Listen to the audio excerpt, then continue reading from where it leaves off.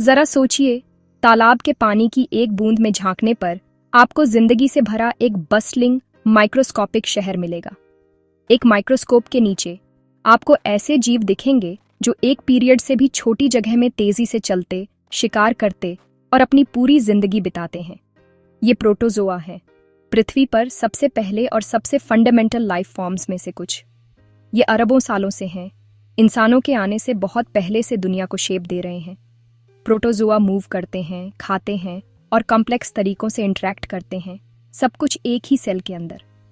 सदियों तक ये छिपा हुआ संसार अदृश्य था, जब तक माइक्रोस्कोप के इन्वेंशन ने इसके वंडर्स को उजागर नहीं किया। शुरुआती साइंटिस्ट इन छोटे शिकारियों और उनके ड्रामेटिक लाइव्स को देखकर हैरान रह गए। प्रोटोजोआ की खोज ने लाइफ के बारे में हमारी समझ बदल दी। हमें यह दिखाया कि सबसे छोटी चीजें भी इनक्रेडिबली इंपॉर्टेंट हो सकती हैं। आज हम इस इनविजिबल वर्ल्ड में डाइव करेंगे। ये एक्सप्लोर करेंगे कि प्रोटोजोआ क्या हैं, वे कहाँ रहते हैं और वे क्यों मैटर करते हैं। हम उनके अलग अलग फैमिलीज से मिलेंगे, देखेंगे कि वे कैसे मूव करते हैं और सीखेंगे कि कुछ कैसे सीरियस डिजीजेस पैदा कर सकते हैं। लेकिन हम प्लैनेट को हेल्थी रखने में उनकी वाइटल रोल भी डिस्कवर करेंगे। तो अपने साइंस गॉगल्स पकड़िए, आइए पानी की एक बूंद के अंदर के अमेजिंग यूनिवर्स को एक्सप्लोर करें। हमारे चारों ओर के मिनिएचर किंगडम में एक जर्नी के लिए तैयार हो जाइए। प्रोटोजोआ की दुनिया एस्टॉनिशिंग है और यह देखने का समय है कि क्यों साइंस अब माइक्रोस्कोपिक होने वाला है और बहुत कूल। आइए इसे सिंप्लीफाई करें। प्रोटोजोआ सिंगल सेल्ड ऑर्गेनिजम्स हैं, जिसका मतलब है कि उनका पूरा शरीर सिर्फ एक सेल है।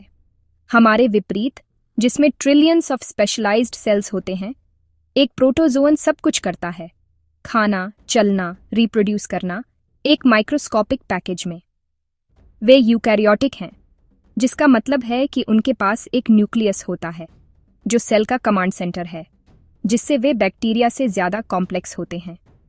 उनकी ऑर्गेनाइज्ड स्ट्रक्चर स्पेशलाइज्ड पार्ट्स या ऑर्गेनेल्स के लिए जगह देती है।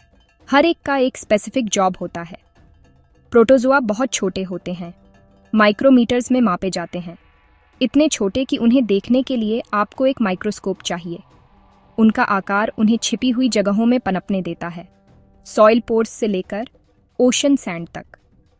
ज्यादातर प्रोटोजोआ हेटेरोट्रोफिक होते हैं। वे अपना खाना खुद नहीं बना सकते, इसलिए वे दूसरे ऑर्गेनिजम्स का शिकार करते हैं और उन्हें खाते हैं। कुछ अपना खाना निगलते हैं, जबकि दूसरे बैक्टीरिया या एल्गी को अंदर खींचने के लिए मुंह जैसी स्ट्रक्चर्स का इस्तेमाल करते हैं। माइक्रोस्कोपिक हंटर्स के रूप में वे बैक्टीरियल पॉपुलेशंस को कंट्रोल करने में मदद करते हैं और बड़े जीवों के लिए भोजन का काम करते हैं। अपने आकार के बावजूद प्रोटोजोआ फूड वेब में एक माइटी रोल निभाते हैं।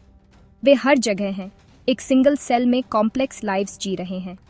ये छोटे ऑर्गेनिजम्स माइक्रोस्कोपिक वर्ल्ड के ओरिजिनल सर्वाइवर्स और इनोवेटर्स हैं। प्रोटोजोआ को समझना मतलब लाइफ की फाउंडेशन को समझना है। टाइनी बट माइटी, वाकई। प्रोटोजोआ कहाँ रहते हैं? लगभग हर जगह जहां नमी होती है। वे पॉन्ड्स, लेक्स, रिवर्स और ओशंस में पनपते हैं। एक्वाटिक इकोसिस्टम्स में ड्रिफ्टिंग, क्रॉलिंग और बरोविंग करते हैं। कुछ, जैसे फोरामिनिफेरा, इंट्रिकेट शेल्स बनाते हैं, जो आखिरकार व्हाइट क्लिफ्स ऑफ डोवर जैसी जियोलॉजिकल लैंडमार्क्स बनाते हैं। प्रोटोजोआ सॉइल में भी भरपूर होते हैं, जहां वे बैक्टीरिया का शिकार करते हैं और न्यूट्रिएंट्स छोड़ते हैं, जो पौधों को बढ़ने में मदद करते हैं। एक चम्मच हेल्थी सॉइल में आपको हजारों माइक्रोस्कोपिक फार्मर्स के रूप में काम करते हुए मिलेंगे। कुछ प्रोटोजोआ दूसरे ऑर्गेनिजम्स के अंदर रहते हैं, सिम्बियोटिक रिलेशनशिप्स बनाते हैं, कभी कभी हेल्पफुल, कभी कभी हार्मफुल।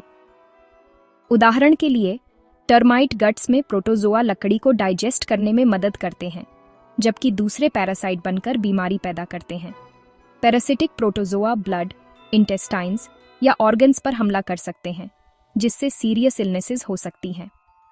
तो चाहे पानी में हो, सॉइल में हो या जीवित चीजों के अंदर हो, प्रोटोजोआ हर जगह हैं, इकोसिस्टम्स, और यहाँ तक कि हमारे स्वास्थ्य को भी शेप दे रहे हैं। उनकी दुनिया छिपी हुई है, लेकिन उनका इम्पैक्ट बहुत बड़ा है। साइंटिस्ट प्रोटोजोआ को इस आधार पर ग्रुप करते हैं कि वे कैसे मूव करते हैं। आइए 4 मुख्य प्रकारों से मिलें। सबसे पहले अमीबॉइड्स, जैसे अमीबा प्रोटियस, फॉल्स फीट जिन्हें सूडोपॉड्स कहते हैं, उन्हें बढ़ाकर मूव करते हैं और खाते हैं, धीरे धीरे आगे बढ़ते हैं और भोजन को निगलते हैं। दूसरे फ्लैजेलेट्स विप लाइक टेल्स, जिन्हें फ्लैजेला कहते हैं, उनका इस्तेमाल तैरने के लिए करते हैं। कुछ फ्री लिविंग होते हैं। दूसरे ट्राइपेनोसोमा जैसे कुख्यात पैरासाइट्स होते हैं जो स्लीपिंग सिकनेस का कारण बनते हैं।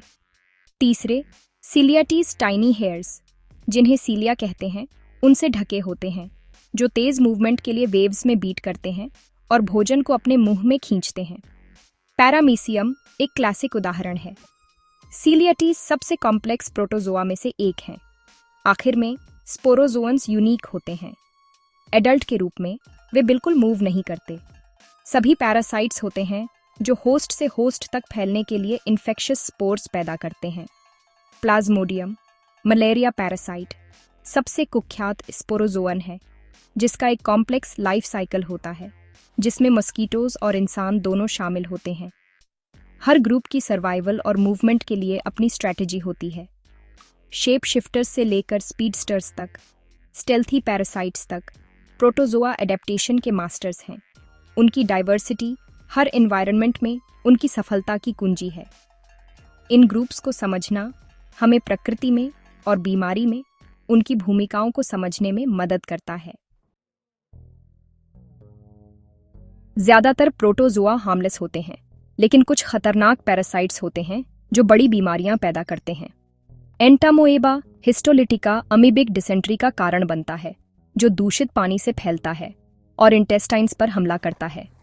ट्राइपानोसोमा ब्रूसाई सेटसे फ्लाइज द्वारा फैलता है, अफ्रीकी स्लीपिंग सिकनेस का कारण बनता है, दिमाग को नुकसान पहुंचाता है और अगर इलाज न किया जाए तो अक्सर फेटल होता है।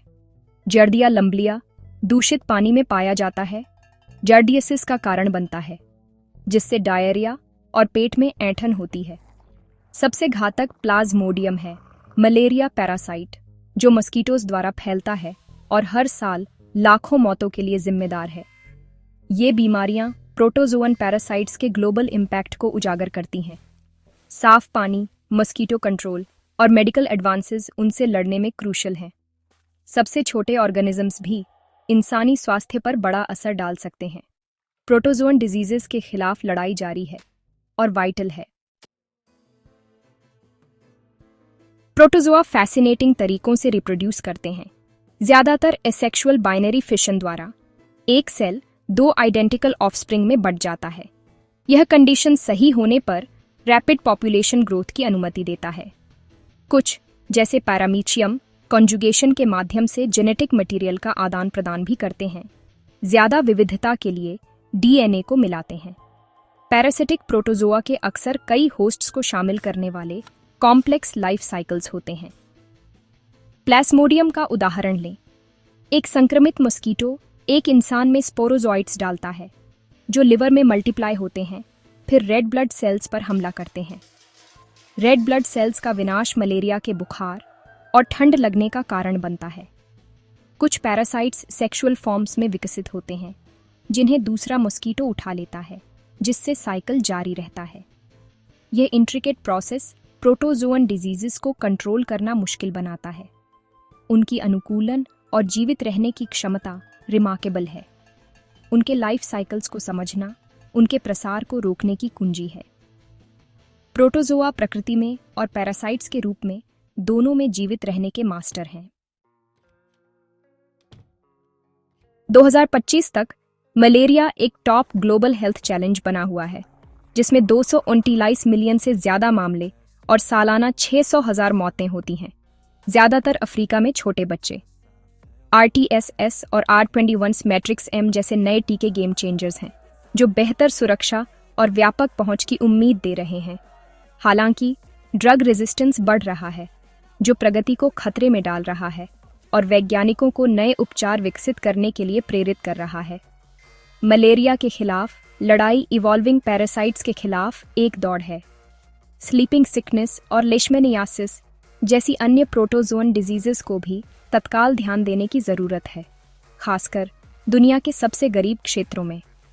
ग्लोबल स्ट्रैटेजीज अब कंट्रोल को एकीकृत करने, केयर तक पहुंच में सुधार करने और बीमारी के मूल कारणों से निपटने पर ध्यान केंद्रित करती हैं। साइंस पावरफुल टूल्स प्रदान कर रहा है, लेकिन ग्लोबल कोऑपरेशन आवश्यक है।